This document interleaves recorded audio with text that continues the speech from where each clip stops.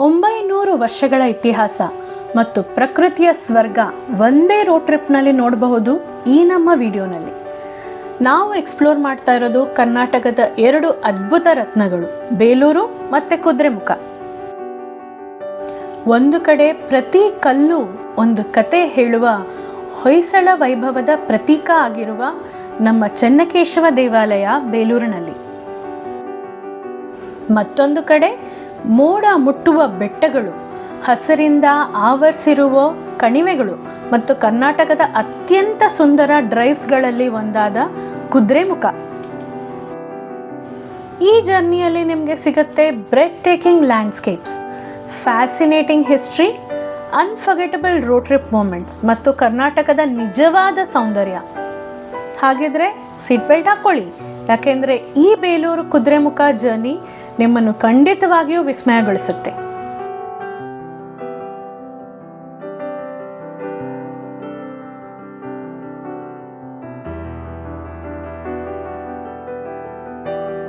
ನಮಸ್ಕಾರ ಫ್ರೆಂಡ್ಸ್, ನಾನು ಪ್ರಮೋದ್ ಹಾಗೂ ನಾನು ಸೌಮ್ಯ.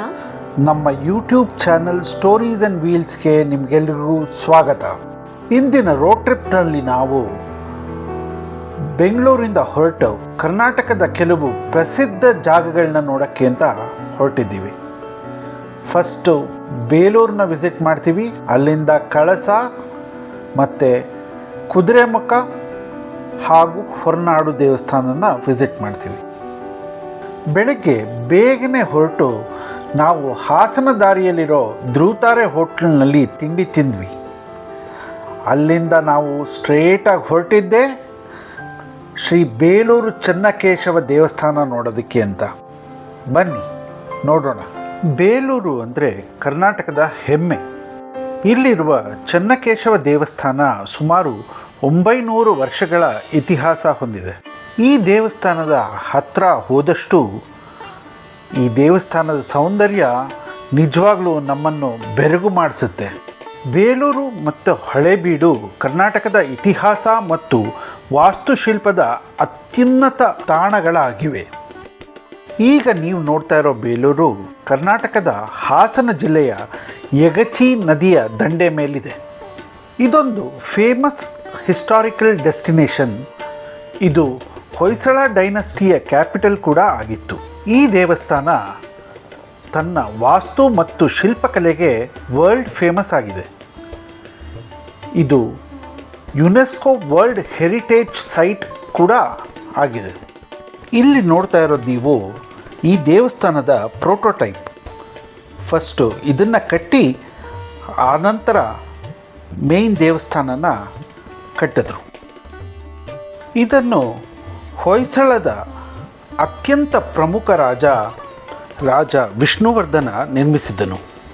ಈ ದೇವಸ್ಥಾನನ ಕಂಪ್ಲೀಟ್ ಮಾಡೋಕ್ಕೆ ಅವರ 3 ಪೀಳಿಗೆ ಅಂದರೆ 3 ಜನರೇಷನ್ 103 ವರ್ಷಗಳು ತೆಗೆದುಕೊಂಡ್ರು. ಮುಖ್ಯ ದೇವಸ್ಥಾನದ ಹಿಂಭಾಗದಲ್ಲಿ ರಂಗನಾಯಕಿ ದೇವಸ್ಥಾನ ಇದೆ. ಈ ದೇವಸ್ಥಾನನ ಒಂದು ಟೆಂಪಲ್ ಕಾಂಪ್ಲೆಕ್ಸ್ ಥರ ಕಟ್ಟಿದ್ದಾರೆ. ಈ ದೇವಸ್ಥಾನದಲ್ಲಿ ಅನೇಕ ದೇವಸ್ಥಾನಗಳಿದೆ ಸುತ್ತಲೂ. ಈಗ ನೀವು ನೋಡ್ತಾ ಇರೋದು ಸೌಮ್ಯನಾಯಕಿ ದೇವಸ್ಥಾನ. ಜನರಲಿ ನಾವು ದ್ರವಿಡಿಯನ್ ದೇವಸ್ಥಾನಗಳಲ್ಲಿ ಕಾಣೋ ಹಾಗೆ ಈ ದೇವಸ್ಥಾನದ ಮೇಲೂ ಒಂದು ಭವ್ಯ ಗೋಪುರ ಇತ್ತಂತೆ. ಆದರೆ ಕಾಲಕ್ರಮೇಣ ಈ ದೇವಸ್ಥಾನದ ಕಲ್ಲು ಅದರ ತೂಕನ ತಡೆದೇ ಇದ್ದರಿಂದ ಕ್ರ್ಯಾಕ್ ಬರೋಕ್ಕೆ ಶುರು ಆದ್ದರಿಂದ ಆರ್ಕಿಯಾಲಜಿ ಡಿಪಾರ್ಟ್ಮೆಂಟ್ ಅವರು ಆ ಗೋಪುರನ ಕೆಳಗೆ ಇಳಿಸಿ ಆ ಕಲ್ಲುಗಳನ್ನ ಈ ದೇವಸ್ಥಾನದ ಸುತ್ತಲೂ ಇಟ್ಟಿದ್ದಾರೆ. ಈ ದೇವಸ್ಥಾನದ ಮೇಲೆ 14th ಸೆಂಚುರಿನಲ್ಲಿ ಅಟ್ಯಾಕ್ಸ್ಗಳಾಗಿದೆ. ಅಲಾವುದ್ದೀನ್ ಖಿಲ್ಜಿ ಮತ್ತು ಮೊಹಮ್ಮದ್ ಬಿನ್ ತುಘಲಕ್ ಅವರು ಮಾಡಿದ ದಾಳಿಗಳಿಂದ ಎಷ್ಟೊಂದು ಶಿಲ್ಪಕಲೆ ನಾಶ ಆಗಿದೆ. ಇದಾದ ನಂತರ ಲೇಟ್ 14th ಸೆಂಚುರಿನಲ್ಲಿ ವಿಜಯನಗರದ ರಾಜ ವೀರಬಲ್ಲಾಳ ಮತ್ತೆ ಈ ಥರ ದಾಳಿಗಳಾಗದೇ ಇರೋ ಥರ ಸುತ್ತಲೂ ಕಲ್ಲಿನ ಕಾಂಪೌಂಡನ್ನು ಕಟ್ಟಿ ಎಂಟ್ರೆನ್ಸಲ್ಲಿ ಕಾಣೋ ದಿವ್ಯ ರಾಜಗೋಪುರನ ನಿರ್ಮಿಸಿದ್ರಂತೆ. ಇಲ್ಲಿಯ ಮತ್ತೊಂದು ವೈಶಿಷ್ಟ್ಯ ಅಂದರೆ ಈ ದೀಪಸ್ತಂಭ. ಇದು 42 ಫೀಟ್ ಹೈಟ್ ಇದೆ. ಇದು ಯಾವುದೇ ಫೌಂಡೇಶನ್ ಇಲ್ಲದೆ 3 ಕಾಲಿನಲ್ಲಿ ನಿಂತಿದೆ. ಇದರ ಕೆಳಗಡೆ 4ನೇ ಮೂಲೆಯಲ್ಲಿ ಪೇಪರ್ ಹಾದೋಗೋಷ್ಟು ಜಾಗ ಇದೆ ಅಂತ ಹೇಳ್ತಾರೆ. ಇಲ್ಲಿ ಕಾಣ್ತಾ ಇರೋ ಪುಷ್ಕರಣಿ ವಸುದೇವ ಸರೋವರ. ಇದು ದೇವಸ್ಥಾನದ ನಾರ್ತ್ ಈಸ್ಟ್ ಭಾಗದಲ್ಲಿದೆ. ಇಲ್ಲಿ ವಿಶೇಷ ದಿನಗಳಲ್ಲಿ ತೆಪ್ಪೋತ್ಸವ ಮಾಡ್ತಾರೆ.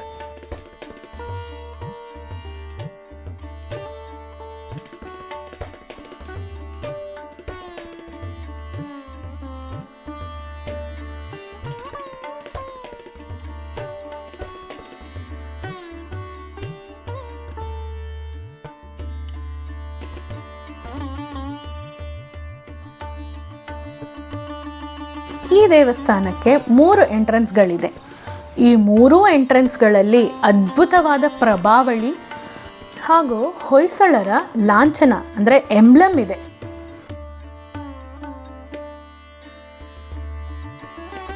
ಈ ಪ್ರಭಾವಳಿಯಲ್ಲಿ ವಿಷ್ಣುವಿನ ವಾಹನನಾದ ಗರುಡನನ್ನು ಹಾಗೂ ಅದರ ಮೇಲೆ ಹೊಯ್ಸಳರ ಮನೆ ದೇವರಾದ ಉಗ್ರ ನರಸಿಂಹವನ್ನು ನೋಡಬಹುದು.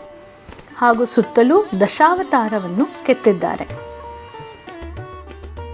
ಈ ಎಂಬ್ಲಮ್ನಲ್ಲಿ ಒಬ್ಬ ಯುವಕ ಹುಲಿಯ ಜೊತೆ ಫೈಟ್ ಮಾಡ್ತಾ ಇರೋದನ್ನು ನೋಡಬಹುದು. ಕಥೆಯ ಪ್ರಕಾರ ಸಳ ಎಂಬ ಹುಡುಗ ತನ್ನ ಗುರುಗಳ ಜೊತೆ ದೇವಸ್ಥಾನದ ಹತ್ತಿರ ವಿದ್ಯಾಭ್ಯಾಸ ಮಾಡ್ತಿದ್ನಂತೆ. ಆಗ ಅಚಾನಕ್ಕಾಗಿ ಒಂದು ಹುಲಿ ಅವರ ಮೇಲೆ ದಾಳಿ ಮಾಡಲು ಬಂದಿತಂತೆ. ಆ ಸಮಯದಲ್ಲಿ ಗುರು ಸಳನಿಗೆ ಒಂದು ಆಯುಧವನ್ನು ಕೊಟ್ಟು ಹಳೆಗನ್ನಡದಲ್ಲಿ ಹೊಯ್ ಸಳ ಎಂದು ಕೂಗಿದರಂತೆ. ಅಂದರೆ ಸಳ ಹೊಡೆ ಅಥವಾ ಸಳ ದಾಳಿ ಮಾಡು ಎಂದರ್ಥ. ಗುರುವಿನ ಆಜ್ಞೆಯನ್ನು ಕೇಳಿದ ಸಳ ಆ ಹುಲಿಯನ್ನು ಸಂಹರಿಸಿ ತನ್ನ ಗುರುವನ್ನು ರಕ್ಷಿಸಿದನಂತೆ. ಇದೇ ಘಟನೆ ಹೊಯ್ಸಳ ವಂಶದ ಆರಂಭದ ಕಥೆಯಾಗಿ ಇಂದಿಗೂ ಜನಪ್ರಿಯವಾಗಿದೆ. ಇನ್ನೊಂದು ಕತೆ ಪ್ರಕಾರ ಹೊಯ್ಸಳ ಚಕ್ರವರ್ತಿ ವಿಷ್ಣುವರ್ಧನ ಚೋಳರ ಮೇಲೆ ಸಾಧಿಸಿದ ವಿಜಯವನ್ನು ನೆನಪಿಸಲು ಮತ್ತು ತನ್ನ ಸಾಮ್ರಾಜ್ಯದ ಶಕ್ತಿಯನ್ನು ತೋರಿಸಲು ಈ ಶಿಲ್ಪವನ್ನು ರಚಿಸಿದನು ಎಂದು ನಂಬಲು ಬಂದಿದೆ. ಬೇಲೂರಿನ ದೇವಸ್ಥಾನದ ಗೋಡೆಗಳು ಒಂದು ದೊಡ್ಡ ಸ್ಟೋನ್ ಕಾಮಿಕ್ ಬುಕ್ ಥರ ಇದೆ ಅಂದರೆ ತಪ್ಪಾಗಲ್ಲ. ಹೊಯ್ಸಳ ದೇವಸ್ಥಾನಗಳು ಸ್ಟಾರ್ ಶೇಪ್ನಲ್ಲಿ ಕಂಡುಬರುತ್ತವೆ. ಇದನ್ನು ಒಂದು ರೇಸ್ಡ್ ಪ್ಲ್ಯಾಟ್ಫಾರ್ಮ್ ಮೇಲೆ ಕಟ್ಟಿರ್ತಾರಂತೆ. ಈ ರೇಸ್ಡ್ ಪ್ಲ್ಯಾಟ್ಫಾರ್ಮ್ನ ಜಗತಿ ಅಂತ ಕರೀತಾರೆ. ಈ ಡಿಸೈನ್ನ ಅಡ್ವಾಂಟೇಜ್ ಏನಂದರೆ ಶಿಲೆಗಳನ್ನು ಕೆತ್ತಕ್ಕೆ ಜಾಸ್ತಿ ಜಾಗ ಸಿಗತ್ತೆ ಹಾಗೂ ಲೈಟ್ ಆ್ಯಂಡ್ ಶ್ಯಾಡೋ ಎಫೆಕ್ಟ್ ತುಂಬ ಚೆನ್ನಾಗಿ ಬರುತ್ತೆ ಹಾಗೂ ಈ ಸ್ಕಲ್ಪ್ಚರ್ಸ್ ಮೇಲೆ ಸ್ಪೆಷಲ್ 3D ಎಫೆಕ್ಟ್ ಕೊಡುತ್ತೆ ಅಂತ ಹೇಳ್ತಾರೆ. ದೇವಸ್ಥಾನದ ಸುತ್ತಲೂ ಪ್ರದಕ್ಷಿಣೆ ಮಾಡ್ತಾ ಹೋಗುವಾಗ ಕೆಳಗಿನಿಂದ ಮೇಲಕ್ಕೆ ಈ ಶಿಲ್ಪಗಳನ್ನು ಓದಬೇಕಂತೆ. ಅತಿ ಕೆಳಗಿನ ಸಾಲಿನಲ್ಲಿ ನೀವು 100 ಆನೆಗಳನ್ನು ಕಾಣಬಹುದು. ಒಟ್ಟು ಸುಮಾರು 650 ಆನೆಗಳು ಇಲ್ಲಿ ಕೆತ್ತಲಾಗಿವೆ. ಅತ್ಯಂತ ಆಸಕ್ತಿದಾಯಕ ವಿಷಯ ಏನಂದರೆ ಈ 650 ಆನೆಗಳಲ್ಲಿ ಒಂದು ಆನೆಯೂ ಇನ್ನೊಂದು ಆನೆ ಥರ ಇಲ್ವಂತೆ. ಪ್ರತಿಯೊಂದು ಆನೆಗೂ ಬೇರೆ ಬೇರೆ ಭಂಗಿ, ಭಾವನೆ ಮತ್ತು ವಿವರಗಳಿವೆ. ಈ ಆನೆಗಳು ದೇವಸ್ಥಾನದ ಬುನಾದಿ, ಶಕ್ತಿ ಮತ್ತು ಸ್ಥೈರ್ಯವನ್ನು ಪ್ರತಿನಿಧಿಸುತ್ತವೆ. ಆನೆಗಳ ಮೇಲೆ ಸಿಂಹಗಳು ಮತ್ತು ಕುದುರೆಗಳು ಕೆತ್ತಲಾಗಿವೆ. ಸಿಂಹ ಧೈರ್ಯ ಮತ್ತು ವೀರತೆಯ ಸಂಕೇತ ಹಾಗೂ ಕುದುರೆ ವೇಗ ಮತ್ತು ಚೈತನ್ಯದ ಪ್ರತೀಕ.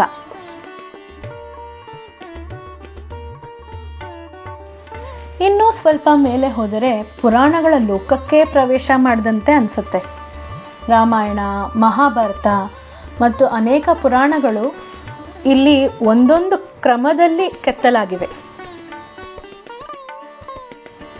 ಸಮುದ್ರ ಮಂಥನ, ಅರ್ಜುನ ಮೀನಿನ ಕಣ್ಣನ್ನು ಗುರಿಯಿಟ್ಟು ದ್ರೌಪದಿಯನ್ನು ಗೆದ್ದ ಪ್ರಸಂಗ, ರಾವಣ ಕೈಲಾಸ ಪರ್ವತವನ್ನು ಎತ್ತಲು ಪ್ರಯತ್ನಿಸಿದ ದೃಶ್ಯ, ಹೀಗೆ ಅನೇಕ ಕಥೆಗಳನ್ನು ಕಲ್ಲಿನ ಮೇಲೆ ಜೀವಂತವಾಗಿ ನೋಡಬಹುದು.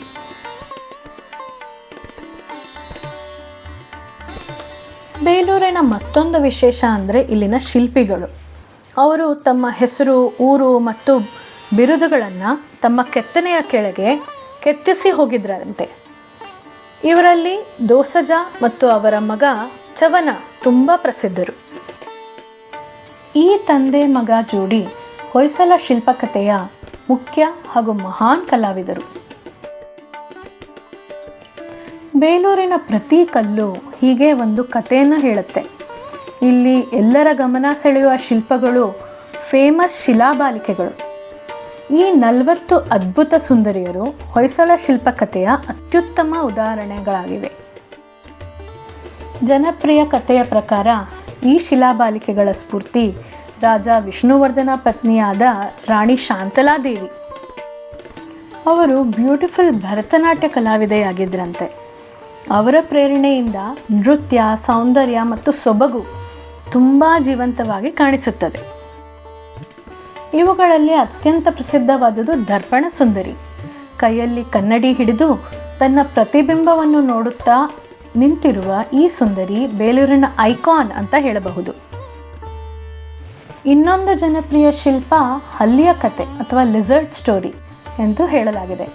ಇಲ್ಲಿ ಒಬ್ಬ ಮಹಿಳೆಯ ಹತ್ತಿರ ಒಂದು ಪುಟ್ಟ ಹಲ್ಲಿ ಹರಿದಾಡುತ್ತಿರುತ್ತೆ. ಅವರ ಮುಖದಲ್ಲಿ ಕಾಣುವ ಅಸಹ್ಯ, ಭಯ ಮತ್ತು ಅಚ್ಚರಿಯನ್ನು ಶಿಲ್ಪಕಾರ ಎಷ್ಟು ನಿಜವಾಗಿ ಕೆತ್ತಿದ್ದಾರೆಂದರೆ ಇದು ಕಲ್ಲು ಅಲ್ಲ, ನಿಜವಾದ ವ್ಯಕ್ತಿಯ ಭಾವನೆ ಅಂತ ಅನಿಸುತ್ತೆ. ಇನ್ನೊಂದು ಇಂಪಾರ್ಟೆಂಟ್ ಶಿಲಾಬಾಲಿಕೆ ಮೃದಂಗ ವಾದ್ಯವನ್ನು ನುಡಿಸುತ್ತಿರುವ ಕಲಾವಿದೆ. ಅವಳ ದೇಹದ ಭಂಗಿ, ಕೈಯ ಚಲನೆ ಮತ್ತು ಆಭರಣಗಳ ವಿವರಣೆಗಳನ್ನು ನೋಡಿದರೆ ಅವಳು ಈಗಲೇ ನೃತ್ಯ ಮಾಡ್ತಾ ಇದ್ದಾಳೆ ಅನ್ನೋ ಹಾಗೆ ಅನಿಸುತ್ತೆ.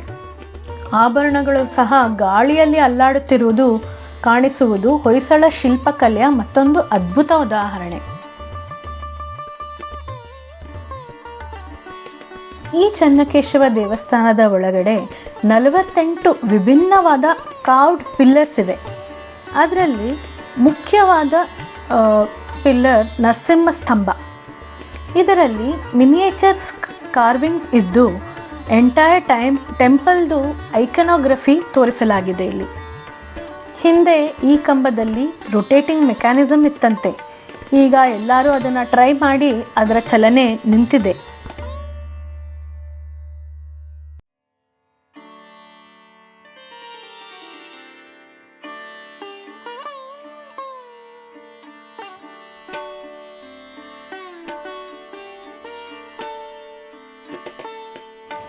ದೇವಸ್ಥಾನದ ನವರಂಗ ಅಥವಾ ಸಭಾಮಂಟಪದ ಮಧ್ಯದಲ್ಲೇ ತಲೆ ಎತ್ತಿ ನೋಡಿದರೆ ನಿಮ್ಮ ಕಣ್ಣುಗಳು ಕೆಲವು ಕ್ಷಣಗಳು ಅಲ್ಲೇ ನಿಂತು ಹೋಗುತ್ತವೆ. ಯಾಕಂದರೆ ನಿಮ್ಮ ಮೇಲೆ ಇರುವುದು ಕೇವಲ ಒಂದು ಛಾವಣಿ ಅಲ್ಲ, ಅದು ಹೊಯ್ಸಳ ಶಿಲ್ಪಕಲೆಯ ಮತ್ತು ಇಂಜಿನಿಯರಿಂಗ್ ಕೌಶಲ್ಯದ ಒಂದು ಅದ್ಭುತ ಮೆರುಗು.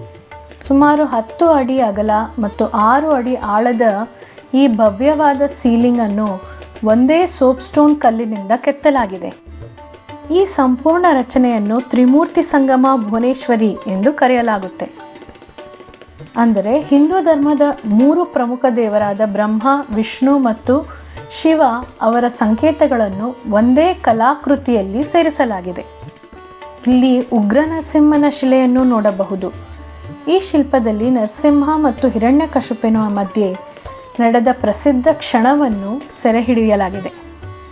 ಆಧುನಿಕ ಯಂತ್ರಗಳಿಲ್ಲದೆ ಆ ಕಾಲದಲ್ಲಿ ಈ ರೀತಿಯ ಇಂಜಿನಿಯರಿಂಗ್ ಮತ್ತು ಶಿಲ್ಪಕಲೆಯನ್ನು ಹೇಗೆ ಸಾಧಿಸಿದರು? ಬಹುಶಃ ಅದಕ್ಕೆ ಉತ್ತರ ಅವರ ಪ್ರತಿಭೆ, ಶ್ರದ್ಧೆ ಮತ್ತು ಕಲೆಯ ಮೇಲಿನ ಅಪಾರ ಪ್ರೀತಿಯಾಗಿರಬಹುದು.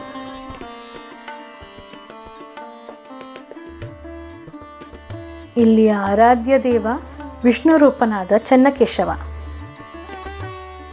ಒಂದು ರೀತಿಯಲ್ಲಿ ನೋಡಿದ್ರೆ ಬೇಲೂರಿನ ದೇವಸ್ಥಾನ ಕೇವಲ ಭಕ್ತಿಯ ಕೇಂದ್ರವಲ್ಲ, ಇದು 103 ವರ್ಷಗಳ ಕಾಲ ನಡೆದು ಬಂದ ಒಂದು ಮಹಾನ್ ಕಲಾ ಸ್ಪರ್ಧೆಯ ಫಲಿತಾಂಶ ಅನ್ನಬಹುದು. ಪ್ರತಿ ಕಲ್ಲು ಒಂದು ಕತೆ ಹೇಳುತ್ತೆ, ಪ್ರತಿ ಶಿಲ್ಪವು ಒಂದು ಭಾವನೆಯನ್ನು ವ್ಯಕ್ತಪಡಿಸುತ್ತೆ.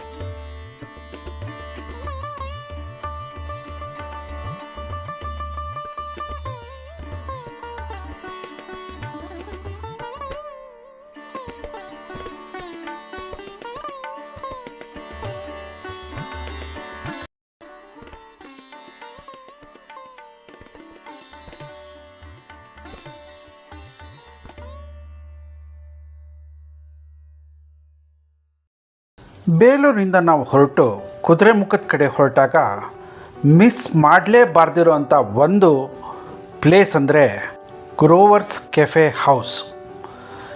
ಇದು ಸಕಲೇಶ್ಪುರದಿಂದ ಸ್ವಲ್ಪ ನಾರ್ತ್ ಸೈಡ್ನಲ್ಲಿ ಇದೆ. ಬೇಲೂರು ಮತ್ತು ಮೂಡಿಗೆರೆ ಕನೆಕ್ಟ್ ಮಾಡೋ ನ್ಯಾಷನಲ್ ಹೈವೇನಲ್ಲಿ ಇದು ಸಿಗುತ್ತೆ.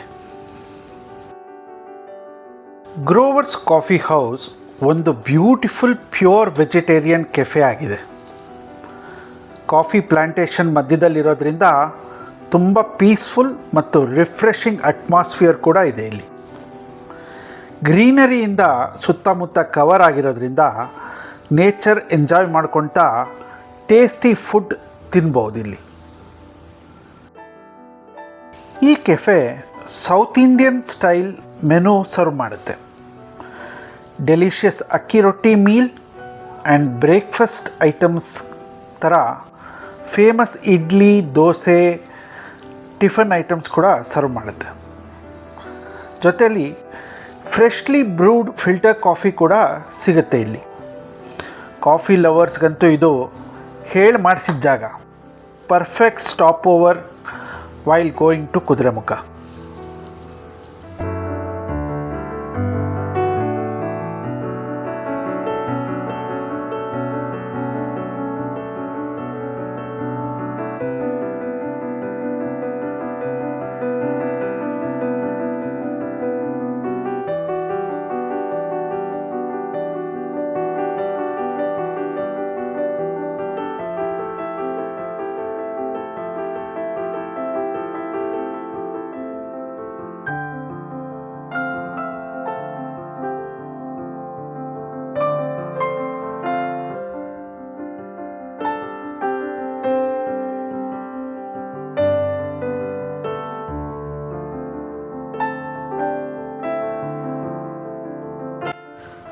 ಬೊಂಬಾಟಾಗಿರೋ ಊಟ ಮುಗಿಸಿ ಕರ್ವಿ ರೋಡ್ಸಲ್ಲಿ ಡ್ರೈವ್ ಮಾಡ್ತಾ ನಾವು ನೆಕ್ಸ್ಟ್ ತಲುಪಿದ್ದೆ ಕಳಸಾ ಟೌನ್ಗೆ. ಈ ಕಳಸಾ ಟೌನ್ ಮಧ್ಯದಲ್ಲಿರೋ ಪ್ರಸಿದ್ಧ ದೇವಾಲಯ ಶ್ರೀ ಕಳಸೇಶ್ವರ ಸ್ವಾಮಿ ದೇವಾಲಯ. ಇದು ಏನ್ಷಿಯಂಟ್ ಟೆಂಪಲ್ ಆಗಿದ್ದು ಶಿವಂಗೆ ಡೆಡಿಕೇಟ್ ಆಗಿದೆ. ಇದನ್ನು ದಕ್ಷಿಣ ಕಾಶಿ ಅಂತಲೂ ಕರೀತಾರೆ. ಈ ಕಳಸೇಶ್ವರ ದೇವಸ್ಥಾನ ಒಂದು ಎತ್ತರವಾದ ಗುಡ್ಡದ ಮೇಲೆ ಇದ್ದು ಸುತ್ತಲೂ ಭದ್ರಾ ನದಿ ಹರಿಯುತ್ತೆ. ಈ ಟೆಂಪಲಿನ ಬಿಗ್ಗೆಸ್ಟ್ ಸ್ಪೆಷಾಲಿಟಿ ಅಂದರೆ ಇಲ್ಲಿ ನೆಲೆಸಿರೋ ಲಿಂಗ ಒಂದು ಕಳಸದ ಶೇಪ್ನಲ್ಲಿದೆ. ಅಂದರೆ ಒಂದು ಸೇಕ್ರೆಡ್ ಪಾಟ್ ಅಂತೀವಲ್ಲ ಆ ಥರ.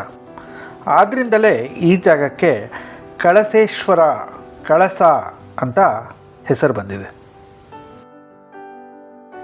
ಈ ದೇವಸ್ಥಾನ ಬೆಳಗ್ಗೆ 7:30ಯಿಂದ ಮಧ್ಯಾಹ್ನ 1 ಗಂಟೆವರೆಗೂ ಹಾಗೂ ಮತ್ತೆ ಮಧ್ಯಾಹ್ನ 3:30ಯಿಂದ ರಾತ್ರಿ 8:30 ತನಕ ತೆಗೆದಿರುತ್ತೆ. ಇಲ್ಲಿಗೆ ಬರೋಕ್ಕೆ ಡ್ರೆಸ್ ಕೋಡ್ ಇರುತ್ತೆ. ಗಂಡಸರು ಪಂಚೆ ಹಾಗೂ ಹೆಂಗಸರು ಸೀರೆ ಮತ್ತು ಚೂಡಿದಾರ್ ಹಾಕ್ಕೊಂಡು ಬರಬಹುದು. ಹಾಗೂ ಇಲ್ಲಿ ತೀರ್ಥಪ್ರಸಾದದ ವ್ಯವಸ್ಥೆ ಕೂಡ ಇರುತ್ತೆ. ಈ ಕಳಸೇಶ್ವರ ದೇವಸ್ಥಾನ ಬೆಟ್ಟದ ಮೇಲೆ ಇರೋದ್ರಿಂದ ಊರಿನ ಸುತ್ತಲಿನ ಪರಿಸರದ ವ್ಯೂ ಸಖತ್ತಾಗಿ ಕಾಣುತ್ತೆ. ಇದು ಒಂದು ಹಿಲ್ ಸ್ಟೇಷನ್ ಥರ ಫೀಲಿಂಗ್ ಕೊಡುತ್ತೆ. ಹಾಗೂ ಬಂದ ಭಕ್ತರಿಗೆ ಭಕ್ತಿ ಮತ್ತು ನೆಮ್ಮದಿ ಕೂಡ ಸಿಗುತ್ತೆ. ಓವರಾಲ್ ಇದೊಂದು ಅನ್ಫರ್ಗೆಟಬಲ್ ಎಕ್ಸ್ಪೀರಿಯನ್ಸ್ ಆಗಿರುತ್ತೆ. ಆದ್ದರಿಂದ ಎಲ್ಲರೂ ಬನ್ನಿ, ಈ ದೇವಸ್ಥಾನ ನೋಡಿ.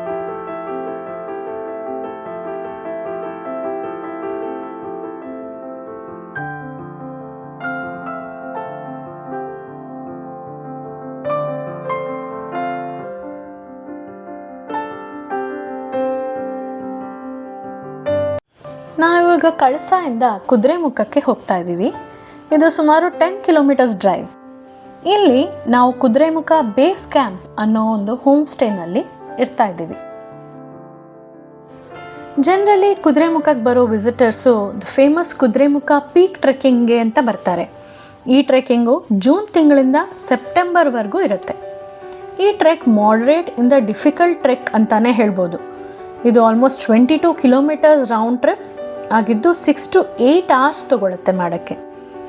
ಈ ಟ್ರೆಕ್ಕಿಂಗ್ನಲ್ಲಿ ಸಾಕಷ್ಟು ಸ್ಟ್ರೀಮ್ ಕ್ರಾಸಿಂಗ್ಗಳು, forest trails walking, difficult peak climbing ಕೂಡ ಇರುತ್ತೆ. ಈ ದಾರಿನಲ್ಲಿ ಯಾವುದೇ ಅಂಗಡಿ ಇಲ್ಲದೆ ಇರೋದ್ರಿಂದ ನೀರು, ಫುಡ್ಡು ಎಲ್ಲನೂ ಹೋಮ್ ಸ್ಟೇಯಿಂದಾನೇ ಪ್ಯಾಕ್ ಮಾಡಿಕೊಂಡು ಹೋಗಬೇಕಾಗತ್ತೆ. ಇನ್ನೊಂದು ವಿಚಾರ ಅಂದರೆ ಇಲ್ಲಿಗೆ ಗೈಡ್ ಜೊತೆನೇ ಹೋಗಬೇಕು. ಸೊ ಹೋಮ್ ಸ್ಟೇ ಅವರೇ ಯೂಶಲಿ ಹೋಮ್ ಸ್ಟೇಯಿಂದ ಟ್ರೆಕ್ಕಿಂಗ್ ಬೇಸ್ ಪಾಯಿಂಟ್ವರೆಗೂ 4x4 ಜೀಪು ಹಾಗೂ ಗೈಡ್ನ ಪ್ರೊವೈಡ್ ಮಾಡ್ತಾರೆ. ಈ ಸಲ ನಾವು ಈ ಟ್ರೆಕ್ ಮಾಡಲಿಲ್ಲ, ಆದರೆ ನಾವು ಎಕ್ಸ್ಪ್ಲೋರ್ ಮಾಡಿದ್ದು ಕುದುರೆಮುಖ ನೇಚರ್ ಸಫಾರಿ. ಈ ಕುದುರೆಮುಖ ನೇಚರ್ ಸಫಾರಿ ಬಗ್ಗೆ ನಾನು ಮುಂದೆ ನಿಮಗೆ ಡೀಟೇಲ್ ಆಗಿ ಎಲ್ಲ ಹೇಳ್ತೀನಿ.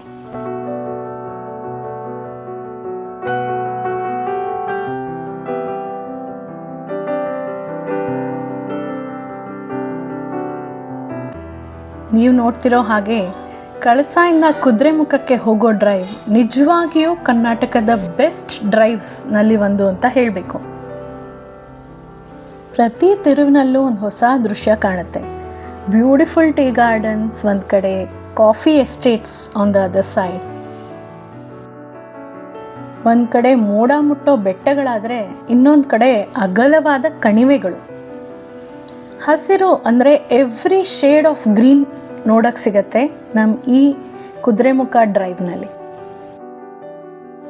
ನಿಜ ಹೇಳಬೇಕು ಅಂದರೆ ಕುದುರೆಮುಖ ಡೆಸ್ಟಿನೇಷನ್ ಎಷ್ಟು ಸುಂದರವಾಗಿದೆಯೋ ಈ ಡ್ರೈವ್ ಅದಕ್ಕಿಂತ ಹೆಚ್ಚು ಎಂಜಾಯ್ ಮಾಡಿದ್ವಿ ನಾವು.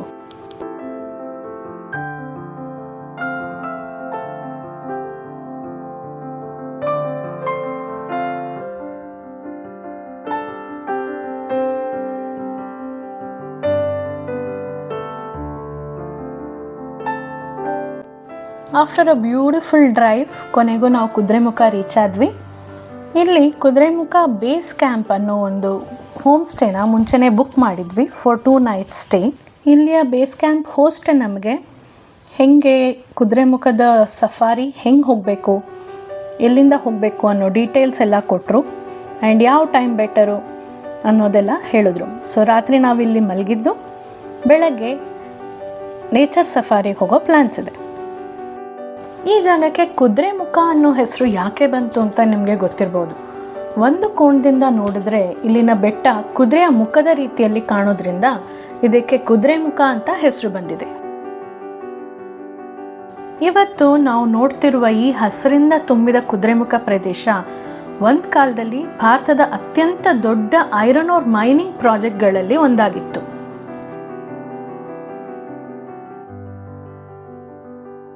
ಈಗ ಇಲ್ಲಿ ನಿಮಗೆ ಕಾಣ್ತಿರೋದು ಪಾಳ್ ಬಿದ್ದಿರೋ ಹಾಂಟೆಡ್ ಟೌನ್ಶಿಪ್. ಒಂದು ಕಾಲದಲ್ಲಿ ಇದು ಹೀಗಿರಲಿಲ್ಲ. 1976ನಲ್ಲಿ ಇಂಡಿಯನ್ ಗೌರ್ಮೆಂಟ್ KIOCL ಅಥವಾ ಕುದುರೆಮುಖ ಐರನ್ ಓರ್ ಕಂಪ್ನಿ ಲಿಮಿಟೆಡ್ನ ಇಲ್ಲಿ ಸ್ಥಾಪನೆ ಮಾಡಿದರು. ಆಗ ಕುದುರೆಮುಖ ಪ್ರದೇಶದಲ್ಲಿ huge quantity of magnetite iron ore ಸಿಗ್ತಿತ್ತಂತೆ. ಈ ಐರನ್ ಓರ್ನ ಇಲ್ಲೇ ಕುದುರೆಮುಖದಲ್ಲೇ ಪ್ರೊಸೆಸಿಂಗ್ ಮಾಡಿ ಐರನ್ ಕಾನ್ಸಂಟ್ರೇಷನ್ ಇನ್ಕ್ರೀಸ್ ಮಾಡಿ ಮಂಗಳೂರಿನ ಪನಂಬೂರ್ವರೆಗೂ ಸುಮಾರು 110 ಕಿಲೋಮೀಟರ್ಸ್ ಉದ್ದದ ಅಂಡರ್ಗ್ರೌಂಡ್ ಸ್ಲರಿ ಪೈಪ್ಲೈನ್ ಮೂಲಕ ಕಳಿಸ್ತಿದ್ರಂತೆ. ಆದ್ದರಿಂದ ಇಲ್ಲಿ ಒಂದು ಚಿಕ್ಕ ಮೈನಿಂಗ್ ಟೌನ್ಶಿಪ್ ಎಸ್ಟಾಬ್ಲಿಷ್ ಆಗಿತ್ತು. ಆದರೆ ಈ ಅಭಿವೃದ್ಧಿಯ ಹಿಂದೆ ಪ್ರಕೃತಿ ತುಂಬ ದೊಡ್ಡ ಬೆಲೆ ಕಟ್ತಿತ್ತು. ಯಾಕೆಂದರೆ ನಾವು ಇರುವ ಈ ಪ್ರದೇಶ ಸಾಮಾನ್ಯ ಬೆಟ್ಟಗಳ ಪ್ರದೇಶ ಅಲ್ಲ, ಇದು ಪಶ್ಚಿಮ ಘಟ್ಟದ ಹೃದಯ ಭಾಗ, ಜಗತ್ತಿನ ಅತ್ಯಂತ ಸಮೃದ್ಧ ಬಯೋಡೈವರ್ಸಿಟಿ ಹಾಟ್ಸ್ಪಾಟ್ಸ್ಗಳಲ್ಲಿ ಒಂದು. ಇಲ್ಲಿಯ ಪ್ರಕೃತಿ ಹಾಗೂ ಬಯೋಡೈವರ್ಸಿಟಿನ ಕಾಪಾಡೋಕ್ಕೆ 2006 January 1ರಿಂದ ಕುದುರೆಮುಖದಲ್ಲಿ ಎಲ್ಲ ಮೈನಿಂಗ್ ಚಟುವಟಿಕೆಗಳನ್ನ ಸಂಪೂರ್ಣವಾಗಿ ನಿಲ್ಲಿಸಬೇಕಾಯಿತು. ಆದ್ದರಿಂದ ಈ ಟೌನ್ಶಿಪ್ಪು ಒಂದು ಹಾಂಟೆಡ್ ಟೌನ್ಶಿಪ್ ಆಗಿ ಕನ್ವರ್ಟ್ ಆಗಿದೆ. ಈಗ ನಾವು ಹೋಗ್ತಾ ಇರೋದು ಭಗವತಿ ನೇಚರ್ ಕ್ಯಾಂಪ್. ಇಲ್ಲಿಂದ ನಾವು ಕುದುರೆಮುಖ ನೇಚರ್ ಸಫಾರಿಗೆ ಒಂದು 4x4 ಜೀಪ್ನಲ್ಲಿ ಹೊರಡ್ತೀವಿ. ಈ 4x4 ಜೀಪ್ ಸಫಾರಿ ಶುರು ಆಗೋದು ಭಗವತಿ ನೇಚರ್ ಕ್ಯಾಂಪ್ನ ಗಂಗಾಮೂಲ ರೀಜನಿಂದ. ಇದು ಚೆಕ್ ಪೋಸ್ಟಿಂದ 8 ಕಿಲೋಮೀಟರ್ಸ್ ದೂರದಲ್ಲಿದೆ. ಈ ಜೀಪ್ ಸಫಾರಿ ಕುದುರೆಮುಖದ ಬೆಟ್ಟಗಳ ಮೇಲೆ ಕರ್ಕೊಂಡು ಹೋಗುತ್ತೆ. ಡ್ರೈವ್ ಪೂರ್ತಿ ಆಫ್ ರೋಡಿಂಗ್ ಟ್ರ್ಯಾಕ್ಸ್, ಆದರೆ ವ್ಯೂಸ್ ಮಾತ್ರ ಬ್ರೆಡ್ ಟೇಕಿಂಗ್. ಈ ಕುದುರೆಮುಖ ನೇಚರ್ ಸಫಾರಿಗೆ ನಾವು ಮುಂಚೆನೇ online Kudremukh national park official government ವೆಬ್ಸೈಟಿಂದ 4x4 ಜೀಪ್ ಸಫಾರಿನ ಬುಕ್ ಮಾಡಿದ್ವಿ. ಇದು ಬೆಳಗ್ಗೆ 7ರಿಂದ 9 ಗಂಟೆ ಹಾಗೂ ಸಂಜೆ 4ರಿಂದ 6 ಗಂಟೆ 2 ಸ್ಲಾಟ್ ಮಾತ್ರ ಇರುತ್ತೆ. ಮುಂಚೆನೇ ಬುಕ್ಕಿಂಗ್ ಮಾಡಿದ್ರಿಂದ ಕುದುರೆಮುಖ ಚೆಕ್ ಪೋಸ್ಟ್ನಲ್ಲಿ ನಮ್ಮ ಗಾಡಿನಲ್ಲೇ ಹೋಗೋಕ್ಕೆ ಬಿಟ್ಟರು. ಈ ಚೆಕ್ ಪೋಸ್ಟ್ನಲ್ಲಿ ಬೆಳಗ್ಗೆ 6ರಿಂದ ಸಂಜೆ 6 ಗಂಟೆವರೆಗೂ ಶೃಂಗೇರಿ ಕಾರ್ಕಳ ಸೈಡ್ ಹೋಗೋ ಗಾಡಿಗಳಿಗೆ ಫ್ರೀ ಪಾಸ್ ಕೊಟ್ಟು ಬಿಡ್ತಾರೆ. ಕುದುರೆಮುಖನೇ ವಿಸಿಟ್ ಮಾಡಿಕೊಂಡು ಬರೆದವರು ಸಫಾರಿ ಅಥವಾ ಟ್ರೆಕ್ನ ಬುಕ್ ಮಾಡಿಕೊಂಡೇ ಬರೋದು ಒಳ್ಳೆಯದು. ಇಲ್ಲ ಅಂದರೆ ಎಂಟ್ರಿ ಸಿಗೋದು ಕಷ್ಟ ಆಗುತ್ತೆ. ಈ ಕುದುರೆಮುಖದ ನೇಚರ್ ಸಫಾರಿ ಸಾಮಾನ್ಯ ಜೀಪ್ ರೈಡ್ ಅಲ್ಲ. ಇದು ವೆಸ್ಟರ್ನ್ ಘಾಟ್ಸ್ನ ಕಾಡಿನ ಒಳಗೆ ಹೋಗೋ ಒಂದು ಪ್ರಕೃತಿಯ ಅನುಭವ. ಓಪನ್ ಜಿಮ್ ಕ್ಯಾಂಪರ್ನಲ್ಲಿ ಕುಳಿತು ನ್ಯಾಷನಲ್ ಪಾರ್ಕ್ನ ರಕ್ಷಿತ ಪ್ರದೇಶದ ಒಳಗೆ ಹೋಗುವಾಗ ಈ ಸಫಾರಿ ಕುದುರೆಮುಖದ ಇನ್ನೊಂದು ಮುಖವನ್ನೇ ನಮಗೆ ತೋರಿಸುತ್ತೆ. ನಾವು ಸಫಾರಿಗೆ ಹೊರಟ ತಕ್ಷಣ ಕಾಣುವುದು ಕೇವಲ ಕಾಡು, ಹಸಿರು ಮತ್ತು ಪ್ರಕೃತಿಯ ನಿಶಬ್ದ ಸೌಂದರ್ಯ. ಈ ಪ್ರಸಿದ್ಧ ಸಿಂಗ್ಸಾರ್ ಸಫಾರಿ ರೂಟ್ ನ್ಯಾಷನಲ್ ಪಾರ್ಕ್ನಲ್ಲಿ ಜೀಪ್ ನಿಧಾನವಾಗಿ ಮುನ್ನುಗ್ಗುತ್ತಿದ್ದಂತೆ ರಸ್ತೆಯ ಎರಡೂ ಪಕ್ಕದಲ್ಲಿ ದಟ್ಟವಾದ ಎವರ್ಗ್ರೀನ್ ಫಾರೆಸ್ಟ್ ಕಾಣಿಸಲು ಶುರು ಆಗುತ್ತೆ. ಹಸಿರಿಂದ ತುಂಬಿದ ಬೆಟ್ಟಗಳು ಮತ್ತು ಕಣಿವೆಗಳು ಕಾಣಿಸುತ್ತವೆ. ಪ್ರತಿ ಟರ್ನ್ಗೊಂದು ಹೊಸ ದೃಶ್ಯ, ಪ್ರತಿ ನಿಮಿಷನೂ ಹೊಸ ಅನುಭವ. ಒಂದು ಕಡೆ ರೋಲಿಂಗ್ ಗ್ರೀನ್ ಹಿಲ್ಸ್, ಮತ್ತೊಂದು ಕಡೆ ಆಳವಾದ ಕಣಿವೆಗಳು, ಮಧ್ಯೆ ಮಧ್ಯೆ ಕಾಣುವ ಪುಟ್ಟ ನೀರಿನ ಸ್ಟ್ರೀಮ್ಸ್. ಇದನ್ನು ವೈಲ್ಡ್ ಲೈಫ್ ಸಫಾರಿ ಅಂತ ಕರೀತಾರೆ. ಆದರೆ ಇಲ್ಲಿ ಪ್ರಾಣಿಗಳು ಕಾಣೋದು ಸ್ವಲ್ಪ ಕಮ್ಮಿ. ಯಾಕೆಂದರೆ ಈ ಕಾಡುಗಳು ತುಂಬ ದಟ್ಟವಾಗಿವೆ. ಪ್ರಾಣಿಗಳು ಸಹ ಜನರ ಕಣ್ಣಿಗೆ ಸಿಗದಂತೆ ಕಾಡಿನ ಆಳದಲ್ಲೇ ಇರುತ್ತವೆ. ಇಲ್ಲಿ lion tail macaque monkey, Indian bison, gaur, sambar deer, barking deer, langur ಮತ್ತು ಪ್ರಸಿದ್ಧ ಮಲಬಾರ್ ಜೈಂಟ್ ಸ್ಕ್ವಿರಲ್ ಸಹ ಇಲ್ಲಿನ ಕಾಡುಗಳಲ್ಲಿ ಇವೆಯಂತೆ. ಆದರೆ ಪ್ರಾಣಿಗಳು ಕಾಣದೇ ಇರೋದು ನಿರಾಸೆ ಆಗಬೇಡಿ. ಯಾಕೆಂದರೆ ಇಲ್ಲಿನ ನಿಜವಾದ ಹೀರೋ ಬೆಟ್ಟಗಳು, ಗ್ರೀನ್ ಲ್ಯಾಂಡ್ಸ್, ಮರಗಳು, ಗಾಳಿ ಮತ್ತು ಪ್ರಕೃತಿಯ ವಾತಾವರಣ. ನೀವು ಈ ಕುದುರೆಮುಖಕ್ಕೆ ಬಂದಾಗ ಈ ಯುನೀಕ್ ನೇಚರ್ ಸಫಾರಿನ ಖಂಡಿತ ಮಿಸ್ ಮಾಡಬೇಡಿ.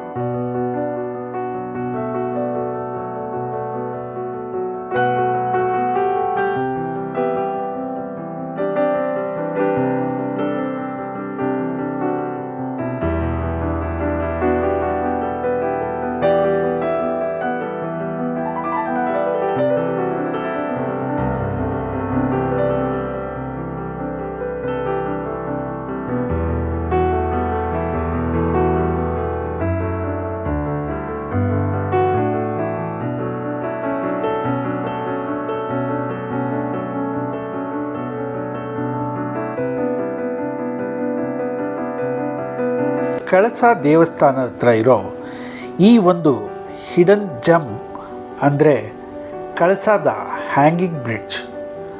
ಇದನ್ನು ಲೋಕಲ್ ಜನರು ಜುಳುಕಲ್ಲು ಅಂತ ಕರೀತಾರೆ.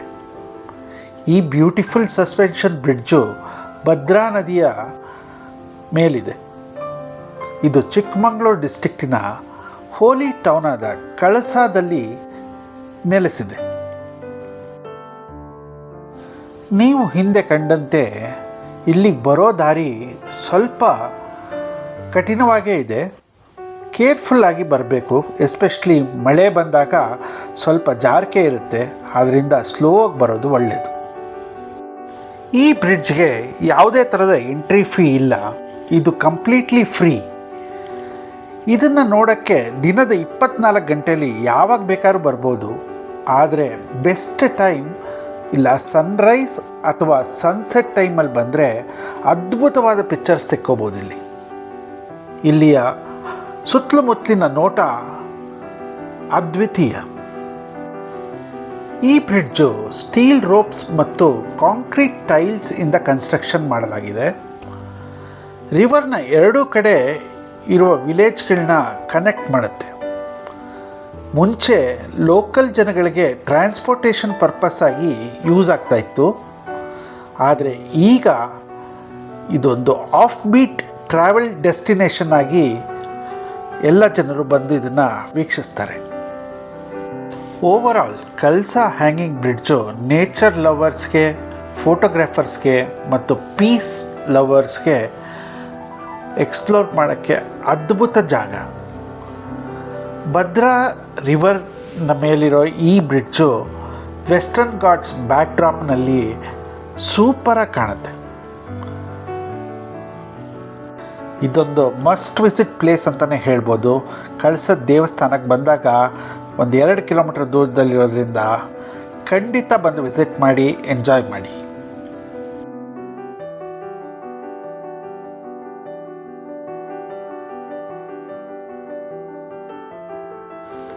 ಕಳಸದಿಂದ ಭದ್ರಾ ನದಿ ದಾಟಿ ಒಂದು 6 ಕಿಲೋಮೀಟ್ರ್ ಮುಂದೆ ಹೋದರೆ ಅಲ್ಲಿ ಸಿಗೋದೇ ನಿಮಗೆ Horanadu Annapoorneshwari temple.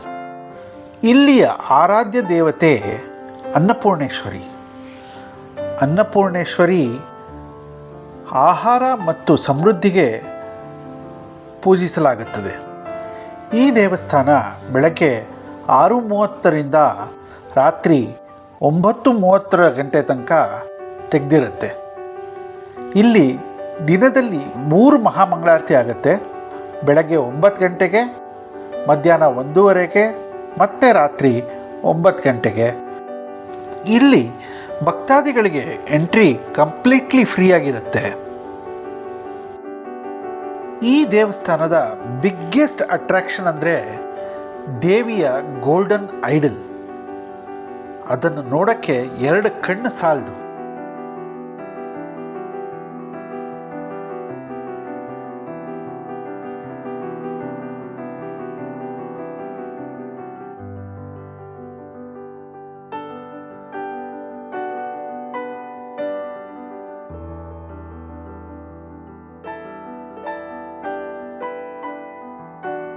Horanadu ಟೆಂಪಲ್ನ special tradition ಅಂದರೆ ಇಲ್ಲಿಗೆ ಬರುವ ಪ್ರತಿಯೊಬ್ಬ ಭಕ್ತರಿಗೂ ಫ್ರೀ ಮೀಲ್ಸ್ ಮತ್ತು ಶೆಲ್ಟರ್ ಪ್ರೊವೈಡ್ ಮಾಡಲಾಗುತ್ತದೆ. ಅನ್ನಪ್ರಸಾದ ಅಂತ ಕರೆಯಲ್ಪಟ್ಟಿರುವ ಈ ಟ್ರೆಡಿಷ್ನಲ್ ವೆಜಿಟೇರಿಯನ್ ಮೀಲ್ನ ಎಲ್ಲರಿಗೂ ಫ್ರೀಯಾಗಿ ಸರ್ವ್ ಮಾಡಲಾಗುತ್ತದೆ.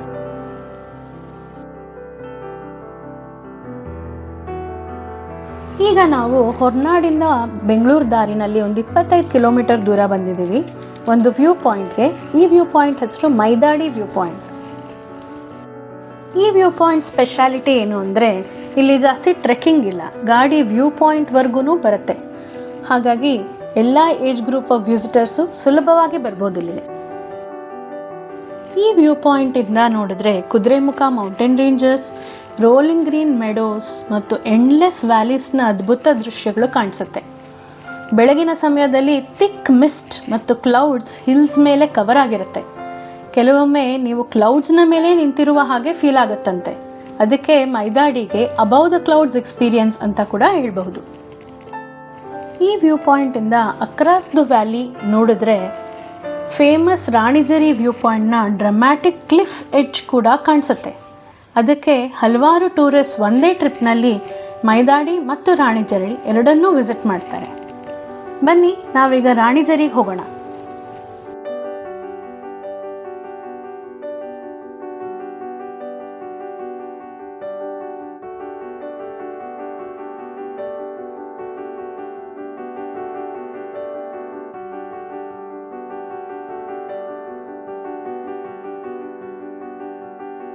ಮೈದಾಡಿ ವ್ಯೂ ಪಾಯಿಂಟಿಂದ ಒಂದು 25 ಕಿಲೋಮೀಟರ್ ದೂರದಲ್ಲಿರೋ ಇನ್ನೊಂದು ವ್ಯೂ ಪಾಯಿಂಟ್ ಹೆಸರು ರಾಣಿಜರಿ ವ್ಯೂ ಪಾಯಿಂಟ್. ಈ ವ್ಯೂ ಪಾಯಿಂಟ್ ಮೈದಾಡಿ ವ್ಯೂ ಪಾಯಿಂಟ್ಗಿಂತ ಎತ್ತರದಲ್ಲಿದೆ ಹಾಗೂ ಇಲ್ಲಿಂದ ದೃಶ್ಯ ತುಂಬಾ ಚೆನ್ನಾಗಿದೆ. ಇದನ್ನು ಬಾಲ್ಕನಿ ಆಫ್ ದ ವರ್ಲ್ಡ್ ಅಂತ ಕೂಡ ಕರೀತಾರಂತೆ. ನೇಚರ್ ಲವರ್ಸ್ಗೆ, ಫೋಟೋಗ್ರಾಫರ್ಸ್ಗೆ ಇದೊಂದು ಡ್ರೀಮ್ ಡೆಸ್ಟಿನೇಷನ್ ಅಂತಲೇ ಹೇಳ್ಬೋದು.